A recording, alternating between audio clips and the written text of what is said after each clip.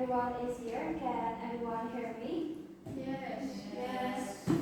Okay, good. So, good morning, everyone. Thank you all for making the time today. So, we are here to talk about one specific issue that we really need to address, and that is the buildup of single-use plastic bags in our inventory. The goal of this meeting is to align across all divisions on how we can scale production to work through that stock.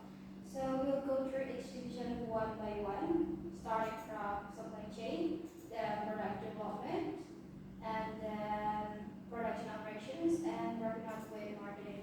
So after each report, we'll have a quick Q&A before moving on. So Leona, let's get things off with you. Okay everyone, good morning. I'm Leona from supply chain. For the first slide, for the first presentation, I will walking you through to our incoming plastic production over past 4 weeks. Let me share my screen quickly.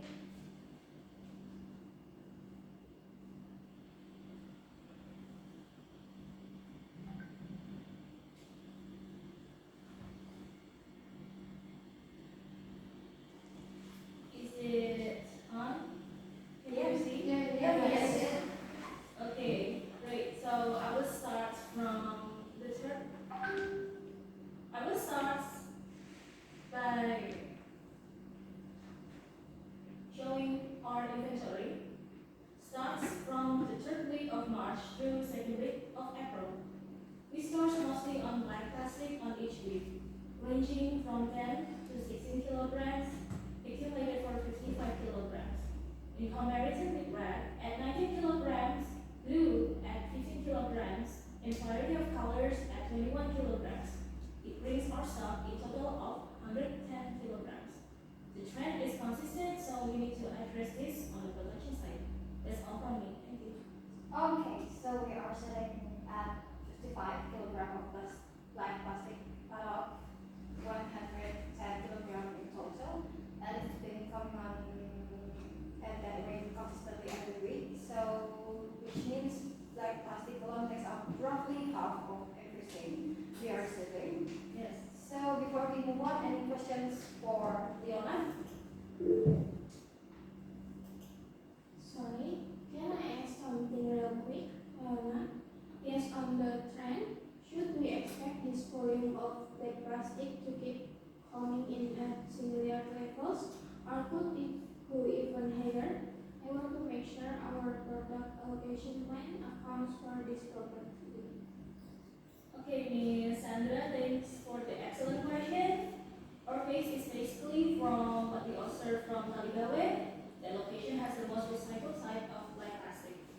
And that location are to be expected on achieving this number or even increase. So it's worth claiming on our location with that in mind. Thank you. Okay, so that's good to know. That actually leads us well into Sandra's report. So Sandra, please go ahead. I will turn off my presentation. Thank you so much. Thank you, Lani. Hey everyone, I'm Sandra from Product Development. Give me a second, let me pull up my slides.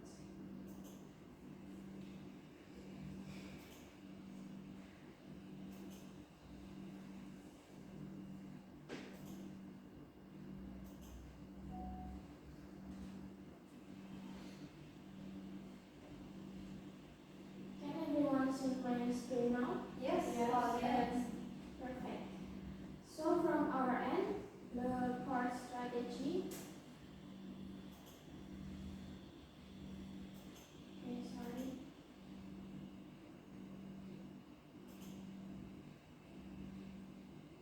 So from our end, the core strategy is to direct the black plastic toward our two main products, which are bags and mats, because both are functional products where color isn't a major factor for consumers. We are allocating 25 kilograms of black plastic for bags and 30 kilograms for mats. For colored plastic, we'll use them as accent, mixed into bags and use for small organizer while keeping the approach flexible to minimize color waste.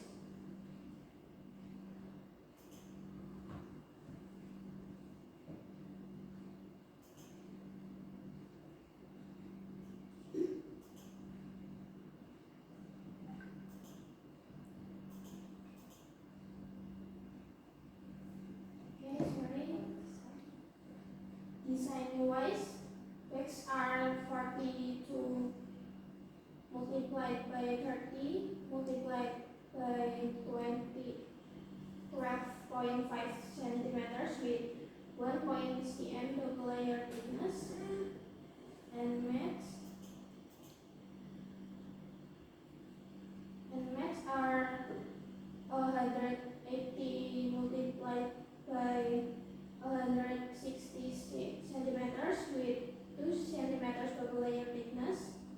The double layer construction is intentional for both durability and overall product quality. Okay, so the allocation is 25 kilogram going to bags and 30 kilogram going to mats, and colored plastics are being used as accents rather than the main material. So, for Sandra, any questions? So, if I may, I'd like to ask Sandra something. Yes, go ahead. Since both products use double layers, are we going to use different weaving patterns for each product? Okay, thank you. Yes, the technique does differ per product. For bags, we prioritize type grading and a stable base for structural strength.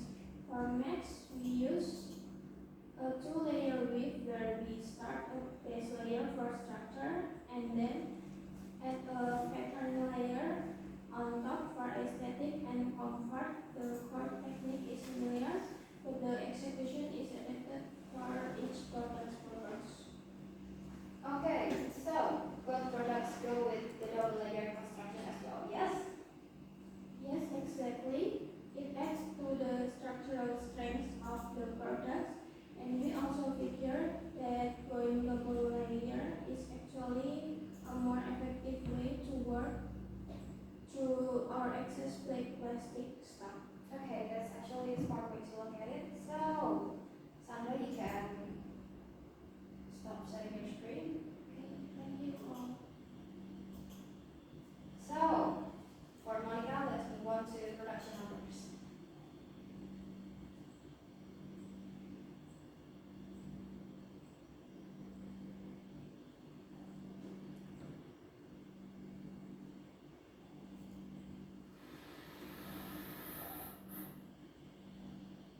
Can everyone hear me?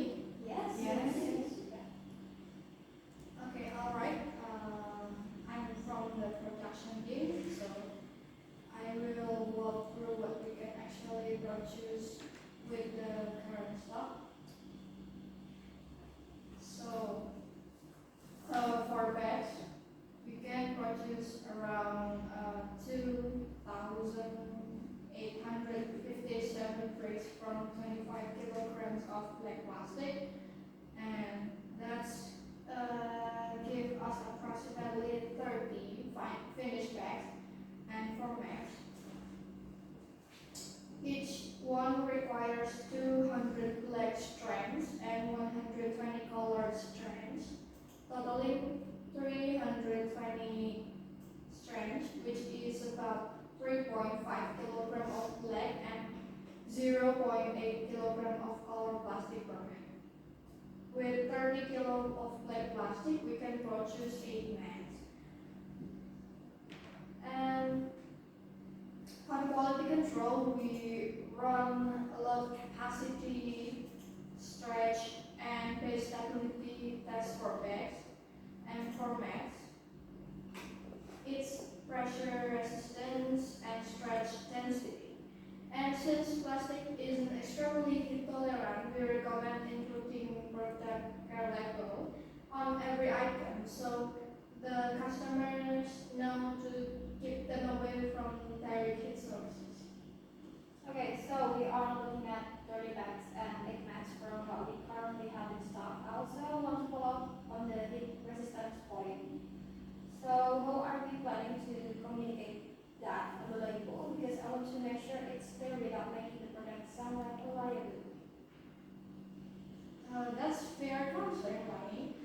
The label will be worded positively, something along with the lines best kept away from direct heat sources rather than leading with a warning.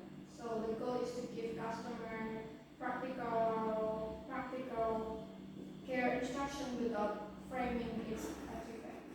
Okay, so we are going to frame it as a care guide rather than a disclaimer. So it makes more sense. So, any questions for Monica? Yes. Can I ask a short question for Miss Monica? Yes, go ahead. So, Miss Monica, if the plastic supply increases next month, do we have enough manpower to scale up grading without compromising quality? So for the current volume, we're manageable. And if supply goes up though, we will need to bring part-time workers specifically for bridging since that the most labor intensive step. It's doable, but we need to coordinate with the Safira ahead of time. Okay, understand. Thank you. Okay, so thank you. Maybe Monica, you can stop sharing your screen because that's Safira's gonna be next. So Safira, that's probably something you can speak to. So let's hear from operations. Okay, good morning everyone. Can you all hear me? Yes, Okay. Please give me a second to share the presentation.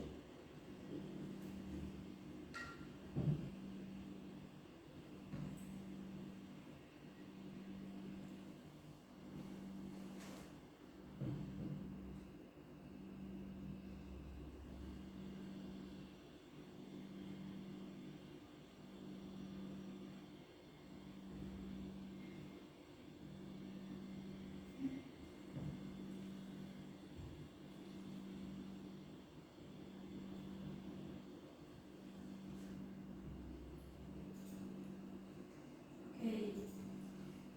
So our raw material comes from Pusat Pengolahan Sampah Kalikawe, which handles sorting and managing plastic waste before it reaches us.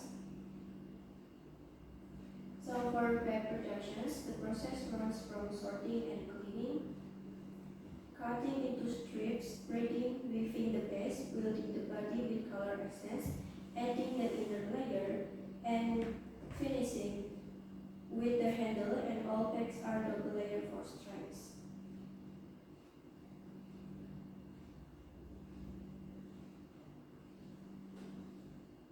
So and for mats, we split the plastic, cut into strips with the base layer, then add the pattern layer, and secure the edges, and mats are also double layer for comfort and durability. So based on cost calculations and considerations of material and production tool prices, the total production cost is 98,400 rupiah for mats and 93,600 for bags with added profit and tax, and final selling prices are 125,000 rupiah per mat and 133,000 per bag. So on the staffing side, full-time workers are paid 80,000 per day and part-timers at 10,000 per hour. In addition, if we do scale up, we have a part-time target in place. For bags, we need around 2 people for cutting, then handling a total around 428 seats per worker per day, and while braiding requires 4 workers producing around 72 braids per worker per day. So for mats, cutting requires 2 workers handling around 326 per worker per day. So and each person has a daily target to keep production on track. Okay, so that's it. So Yes. well, products go through a quite detailed process, and the standard model is flexible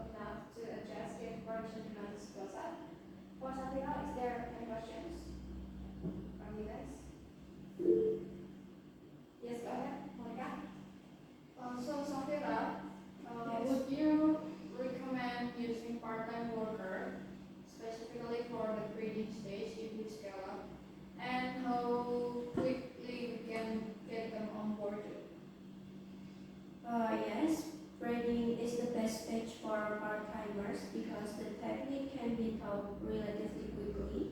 If we decide to scale, I suggest onboarding them specifically for that step, so our full-time team can stay focused on the more quality-sensitive parts like assembly and finishing. So that's enough for me. Okay, so thank you very much, Sandra. You can stop sharing the screen. So we have part-timers, we have part-timers from Australia. If the move if we scale. So good to have that mapped out. Laurel, let's close things up with marketing. You can share the screen.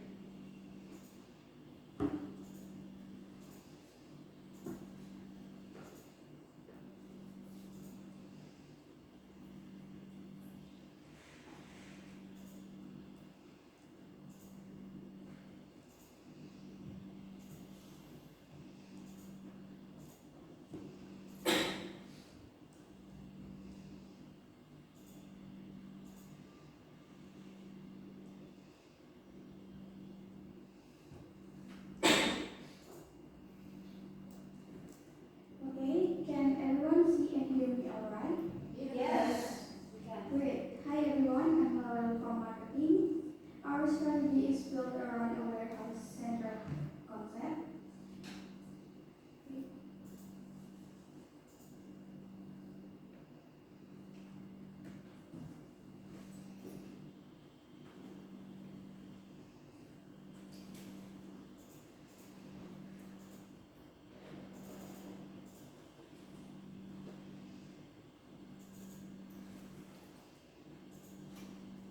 Maybe you can scroll down if it's lagging.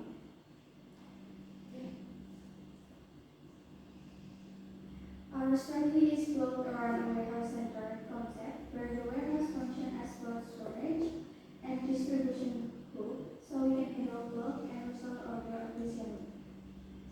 The main push is on reseller partnership to expand reach. Then our target market is millennials and Gen Z. Millennials are highly active online with 85% on social media daily, and 70% preferring online shopping. So we prefer online shopping. So we'll prioritize Instagram, TikTok Shop, and Facebook for the segment.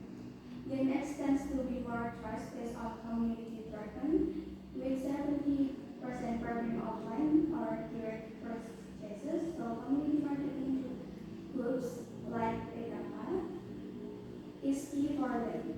For community marketing, around 85% of people trust peer recommendation over ads, and 75% of purchase decisions are community influenced. We'll do direct engagement product demos and encourage group purchases. For online events like bazaars, exhibition, we're targeting the LCA, SMES, Office, Therapy Day, and local festival. And each event typically draws 300 to 700 visitors with 30 to 45% converting to purchases. So we have different approach here. So the approach is within digital channels for millennials and community-based channels for Gen X. And the online events are also part of the mix. So any questions for Laurel? Can I add something real quick to Miss Laurel? Okay. Yes, so Miss Laurel, since we'll consistently have a high like plastic supply coming in, is there a way to use that as a part of our brand story, like showing where the material actually comes from? Absolutely. We can build a storytelling campaign around the journey from this to finished product. With behind the scenes content playing from Kalidawi all the way to the final item. It adds authentically and speaks directly to our eco-conscious buyers. Okay, thank you Laurel for the answers. And you can stop sharing the screen because I want to be talking about what we have covered today.